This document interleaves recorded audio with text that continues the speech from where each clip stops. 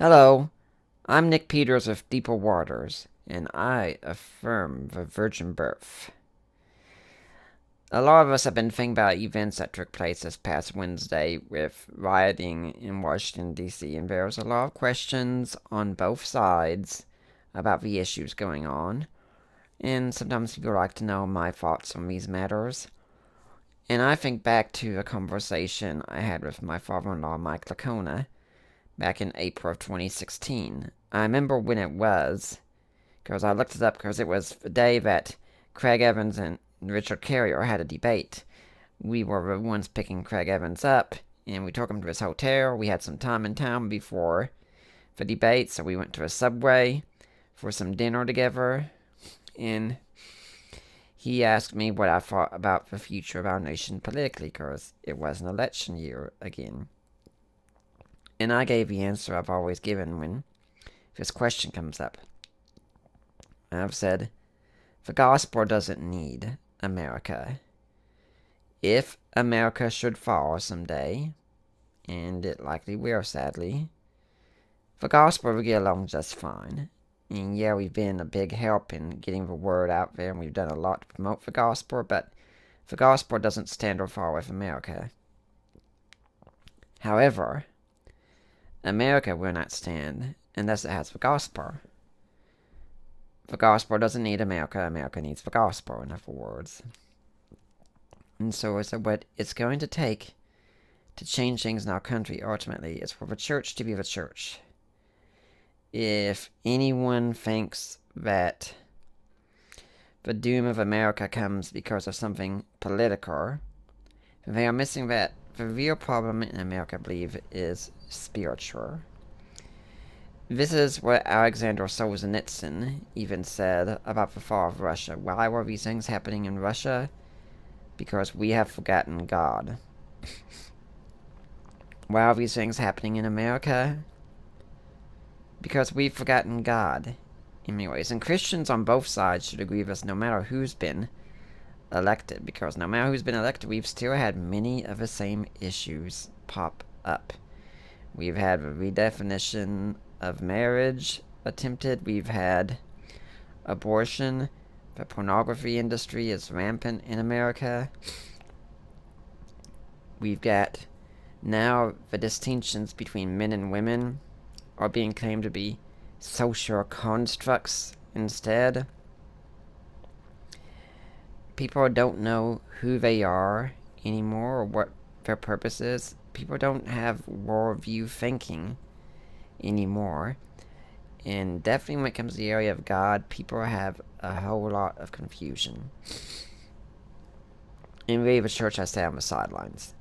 The church has become highly individualized, such that many of our sermons are not about what we can do for the world outside. They're about what we can do for the world inside. Most of your sermons are pretty much about how to deal with your problems and your issues. Nothing wrong with self-help to some extent, but we need to be more focused on what's going on the outside.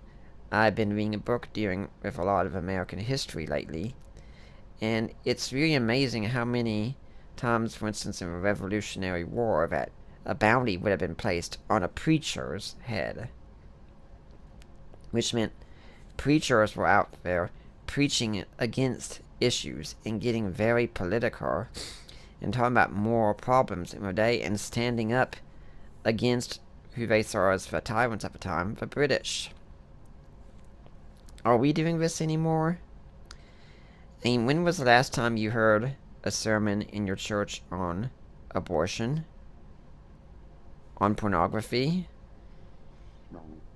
on the transgender movement, on the homosexual movement? When was the last time you heard one? Odds are it hasn't been recent, if at all, because, you might offend someone. These preachers weren't scared to offend. And if the churches looked anything like they do today to some extent, which they very well could have, the preacher wasn't exactly hiding in the church. You go into a church during a service, it's pretty easy to tell who the preacher is. And they could be pretty vulnerable at times. Anybody from the British Army or any American just want to make a quick buck or so could have easily eliminated a preacher if they wanted to then. And yet the preachers got up and spoke. Today our preachers are largely remaining silent and telling us how to fix our own issues, and that's exactly what we're doing. We are focusing on our issues instead of helping out one another, helping our neighbor in need, including the unborn, calling sin, as we should, or to make sure we don't hurt anyone's feelings.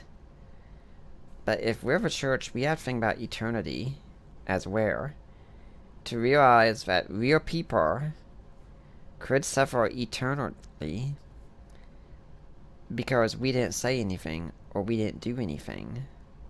We did not give a message out in any way. And while these people are experiencing judgment, we can sit back and think, well, at least we didn't offend them. We're coming in some tough times in our country. We don't know what the future holds, and I keep seeing the tension growing between liberals and conservatives a lot, and we think a lot of the issues are right versus left, and there are shades of that. But we need to come down on many issues as not just right versus left, but right versus wrong. Abortion shouldn't be about, are you a conservative or a liberal? One of the first questions should be, is it right in the sense of morally right, or is it wrong? And we're not asking those questions. Jesus sure wasn't afraid to offend the political leaders of his day. He loved them so much he got crucified for it. We need to be willing to do the same.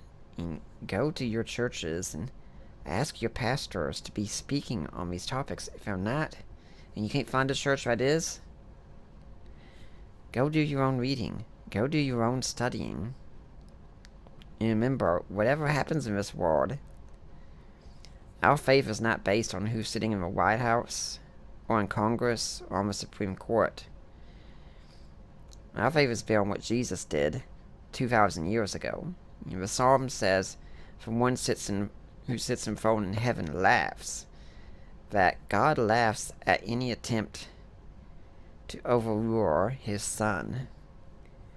We need to have that confidence that God's going to be in charge of his story regardless. If a country goes down, God's still on the throne. It doesn't matter ultimately. C.S. Lewis said, nations will die, but it's with immortals that we spend our every waking moment. And that's who we need to be taking seriously. So my plan is to make a few videos here discussing certain moral issues I see going on and giving some thoughts on them. And I hope you'll be sticking around with those. I'd also like to let you all know, and I'm going to be putting a link below, I do have a Patreon now. And I do hope you'll be giving your financial support my way so I can be making more videos long term. And I hope to eventually learn how to do more technological things with videos to make them more entertaining and things of that sort. But for now, I'm Nick Peters, and I affirm the virgin birth.